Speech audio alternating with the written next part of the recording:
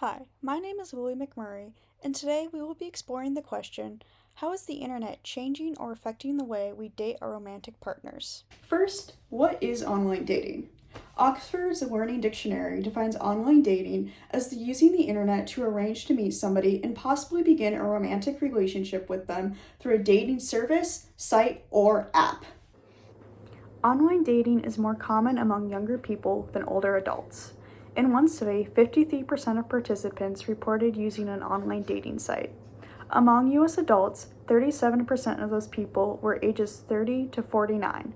20% of the people were 50 to 64, and only 13% were 65 or older. Overall experiences with online dating are mixed across different groups. About 44% of users say they are looking for a long-term partner. 40% are using online dating for casual dating, and 24% are using it for casual sex.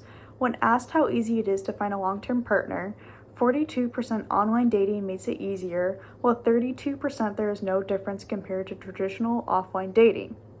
When it came to the number of potential matches, 43% they had found the right amount of options, 37% felt there were way too many options, and 13% there were not enough.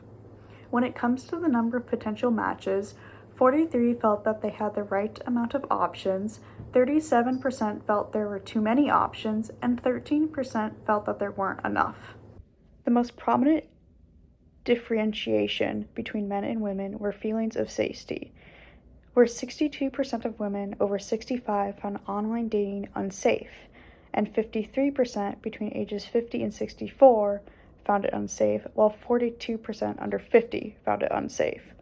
Along with this, it's found that 56% of women have received non-consensual explicit messages or images on dating apps. It's also found that men are more likely to pay for a dating site than women, up to 41%. It is also found that women tend to feel overwhelmed with the amount of messages they receive, yet men tend to feel insecure about the lack of messages that they receive.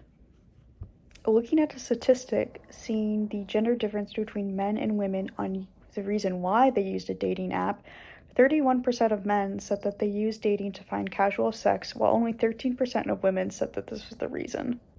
In regards to scamming, men and women equally think that they're being scammed on a dating site.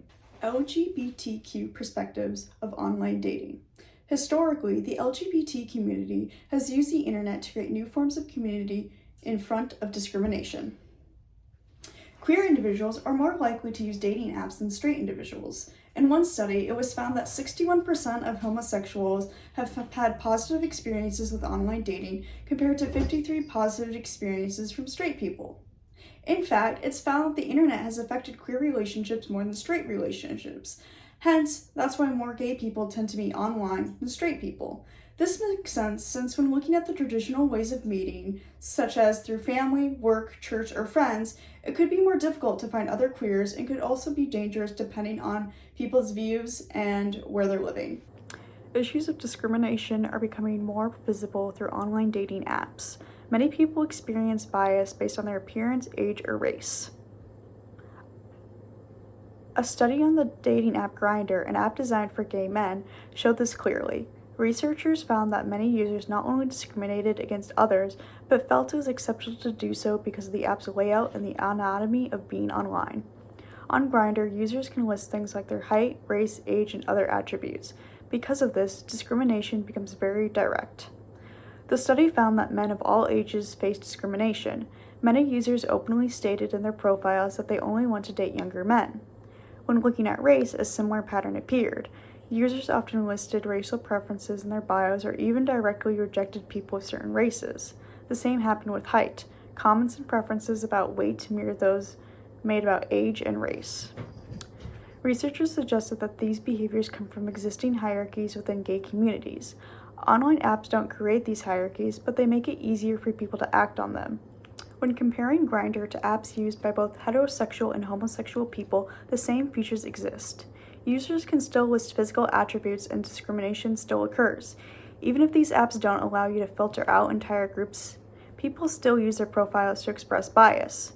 Overall, the internet isn't the cause of discrimination. Instead, it simply makes long-lasting biases more visible and sometimes more openly expressed.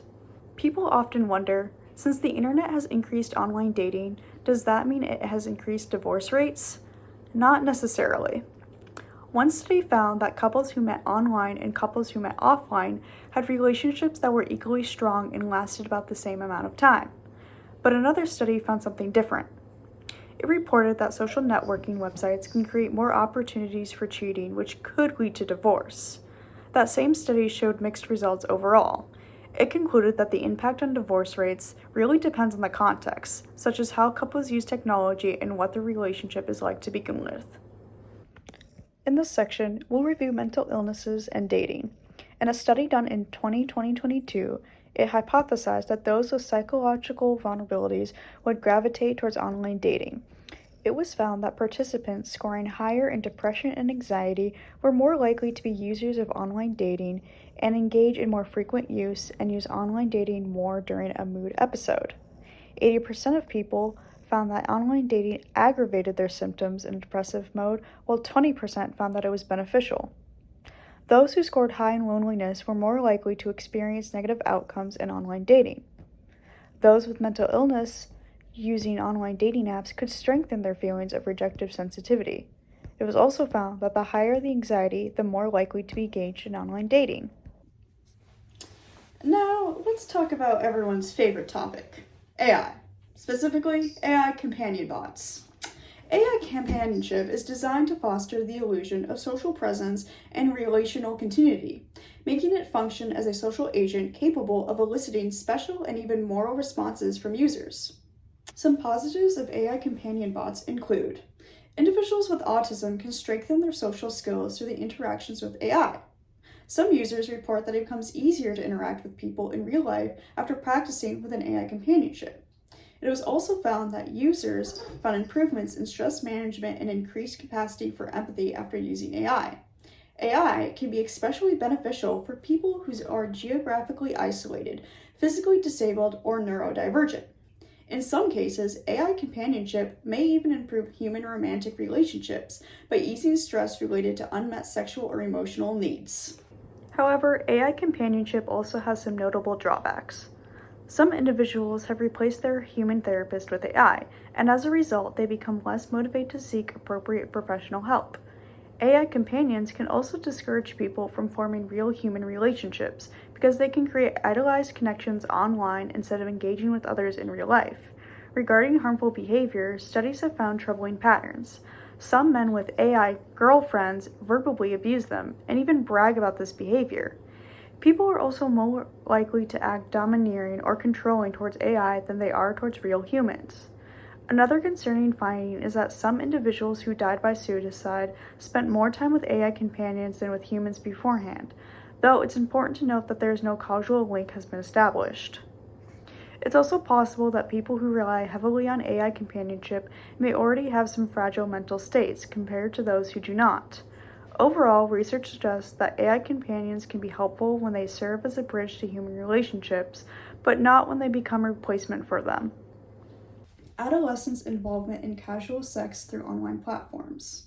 I found it important to add some research on adolescence and sexual content of the internet, for I know that it is a harsh criticism of the internet, allowing adolescents to view much more graphic material than without the internet, and I was curious to know how it affects children. One study looked at how exposure to explicit internet material influences sexual attitudes of adolescents.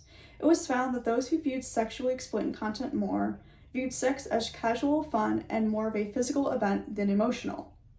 It also found that if the media depicted sex as realistic, then the view on sex is that it was casual fun and more physical. However, if the media depicted sex as unrealistic, then it is not viewed as casual fun or physical.